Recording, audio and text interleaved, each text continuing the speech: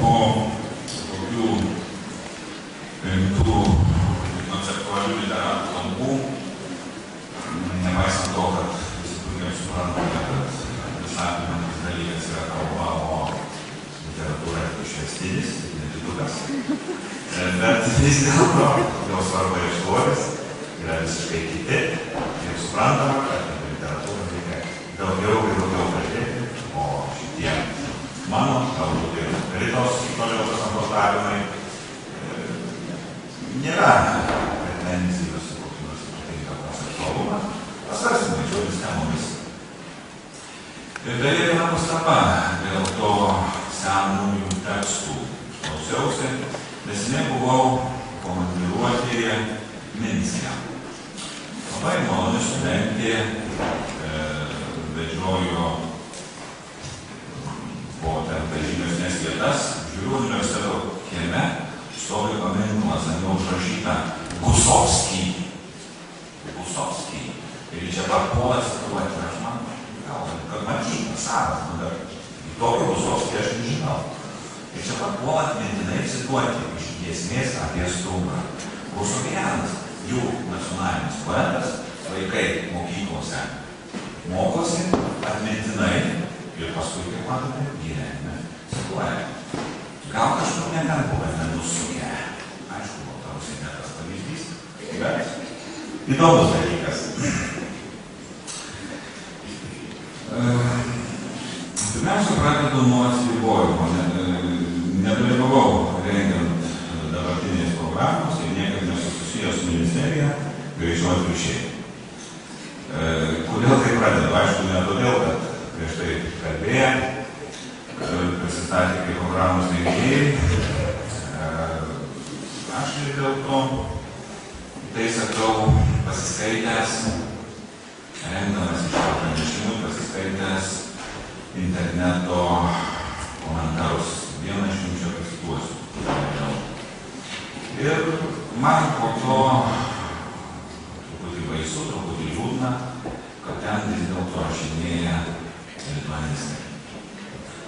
Neveltui visada prisimenu, kad programos įgyvendinimas, sėkmingas įgyvendinimas, pasiekimas tikslų priklauso ne tik nuo mokinių, programų, vadovėlių, literatūros būdavimo, šiltų auditorijų, klasių ir taip toliau. Bet svarbiausia, greičiausiai svarbiausia, priklauso nuo mokytojo. Suprantu, kad tie, kas čia sėdi, greičiausiai yra geri mokytojai. Neabejingi nei vaikui, nei lietuvių kalbos dalykui. Bet ar jūs esate dauguma? Net jeigu esate dauguma, ar šaukštas deguto nekadina statinės medaus. Ko iš tiesų mokyti per lietuvių kalbos pamokas. Skaitydamas įžanginės programų dalis, daug visokiausių gudragalviškų edukologinių išvedžiojimų apie gebėjimus, įgūdžius, kompetencijas. Gerbiamoji Vilija čia ir pranešimą apie tai skaitė. Bet man atrodo, kad esmė šitos dalyko dalies paskęsta terminuose, sąvokose. O jų labai yra paprasta. Turime vaiką išmokyti skaityti, rašyti, klausyti, kalbėti. 4 kalbinės veiklos požiūrių. Čia aš, aišku, nekalbu apie literatūrą.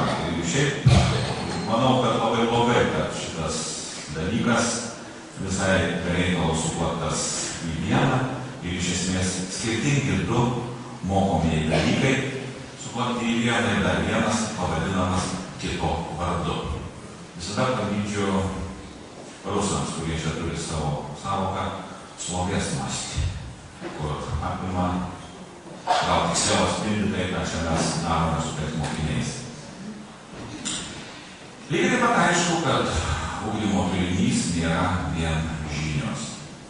Jos yra pagrindas, be kurio nieko nebus, bet jo nepakanka. Nepaisant to, kad per šitos naujus vėjus buvo kėsinamasi apskritai žinias išmesti į istorijos šiukšlyną, bet taip paprasta tikrai negali būti, nes kompetencijos pirmiausia grindžiamos ir žiniomis, ir mokėjimais, ir įgūdžiais.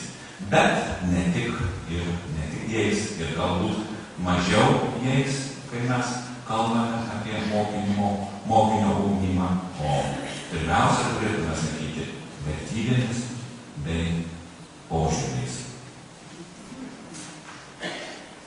Neapsieisime mes, matydami kompetencijas per vertybės ir požiūrius, be žinių, neapsieisime ir be viso pasaulio gelbėjimo, nuo ko taip nori lituanistai atsikratyti. Jeigu mes esame iš tiesų lituanistai, šitą mes turėsime daryti. Ir va čia susidursime su gebėjimu ir kompetencijų formalizavimo poreikiu, su vertybinėmis dimensijomis, kurių taip paprastai neformalizuosi arba apskritai to neįmanoma padaryti. Ir aš šitoje vietoje būtent norėčiau pacituoti. Neprisimenu iš kokio portalo, bet aišku, tai susijęs su naujosiomis programomis, daug gal ir perskaitė, mokytojas, o gal mokytoja rašo.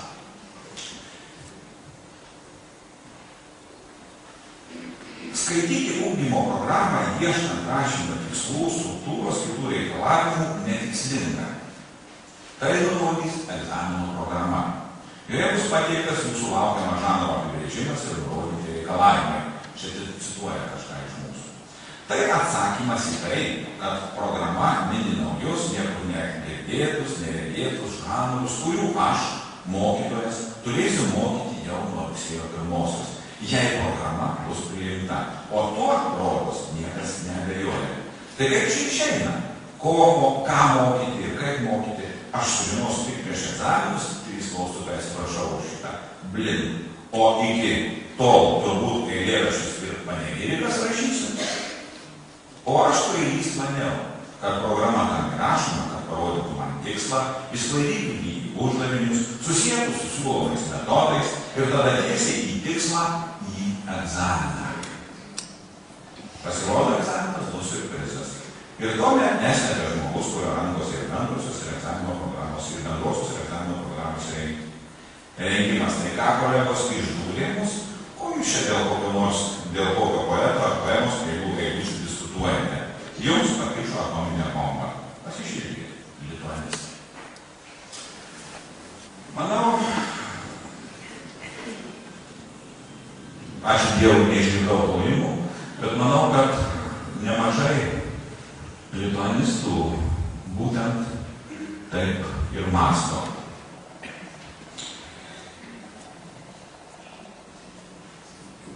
Pirmiausia dėl to, kad vis dėlto jie yra apibrėžti mūsų socialinės aplinkos. Jie dažnai svarbiausia pasiruošti egzaminui arba paruošti egzaminui mokiniui. Apskritai programoje, dar egzaminų ir dalyko santykių turbūt pašnekėsiu, apskritai programoje visiems suprantamai, man atrodo, yra išdėstyta, ko reikia mokyti, kokie keliami uždaviniai. Skirtingus uždavinius, aišku, keliami skirtingiems amžiaus tarpsniams. Ir aišku, viskas specialiai peržiūrėjo programas nuo 5. klasės. Aišku, keliamas klausimas nuo elementaraus raštingumo, įskaitytų veiklų, kalbinių veiklų turinys, analizė 5-10 klasėse ir aišku 11-13 klasėse sintezė visko. Ir suprantama, kad kalbos mokymo turinys neatskiriamai yra susijęs su tekstais ir grožiniais ir negrožiniais.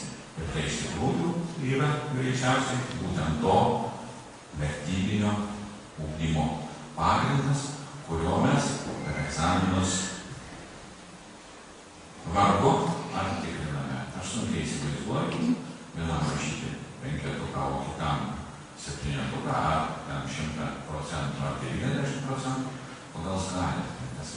aršiškesnis, didesnis lietuvis, kitas mažesnis lietuvis. Tai yra, mes neišvengiamai susiduriame su tuo, kad programos ir egzamino užduotys, tikslai, pagaliau net ir apimtis. Prasilenkime. Aišku, bėda, jeigu egzamino apimtis platesnė už turinį, kad taip ir nėra. Egzamino apimtis visada yra siauresnė. Koks programos ir egzamino santykis? Šiandien jis yra kažkoks absurdiškas. Ypač mane stebina mokytojai, kuriems turi būti kuo smulkiausiai surašyta, ko, kaip, kokiais būdais, kiek ir dar nežinia, ko egzaminuos. Blogiausia tai, kad pats dalyko mokymasis virsta rengimuisi egzaminui. Mokyti dalyko ir rengtis egzaminui iš esmės yra skirtingi dalykai. Tai yra bėda, kad mes juos painiojame. Atkreipkite visi tokį labai demonstratyvų, labai parodomą pavyzdį. Į labai parodomą pavyzdį prieš 4 ar 5 metus atsirado tas vadinamasis samprotaujamasis tekstas arba mokykliniai renginiai. Pirmiausiai, mano galva, aišku, atsimenant, koks buvo pasipriešinimas, buvo sukilimas, mano galva, priežastis, man atrodo, aiškios. Kalbant apie samprotavimą į tekstą, aišku, kad nepavyks išmokti tam tikrą kiekį kažkieno parengtų tekstų ir egzaminas išlaikytas panašiai, kaip kažkas kalbėjo apie testus. Beje, apie testus aš nenorėčiau taip, kaip kolega Kvietkauskas citavo, visiškai juos nuvertinti. Testas yra visiškai suprofanuotas, mūsų suprofanuotas ir pas mus iš principo jis negali būti todėl, kad mes neskiriame mokymo ir kontrolės. Mokymo priemonė testas yra absoliučiai nesusipratimas ir niekam jis nereikalingas. Kontrolės priemonė jis visiškai normalus, kaip jį parengsi, viskas priklauso nuo to. Jeigu parengi vartotoją dresiruoti, tai bus toks. Jeigu parengi taip, kad pamastyti reikėtų, bus kitoks. Čia nepasišvys yra problema. Problema yra, kaip mes su juo elgiamės. Tai va, grįžtant prie šito samprotavimo į tekstą, aišku, susivokim, kad nepavyks kažko tokio baigtinio parašyti, ką mokinys iki galo perskaitęs, užsitikrins tą savo 100.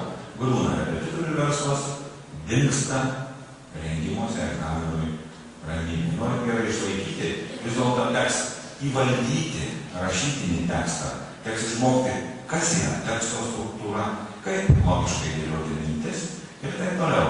Mokytojo ir mokinio, kaip egzamino rengėjo, kaip ir egzamino rengėjų rūpestis vienas. Ar atitinka egzamino turinys programos turinį?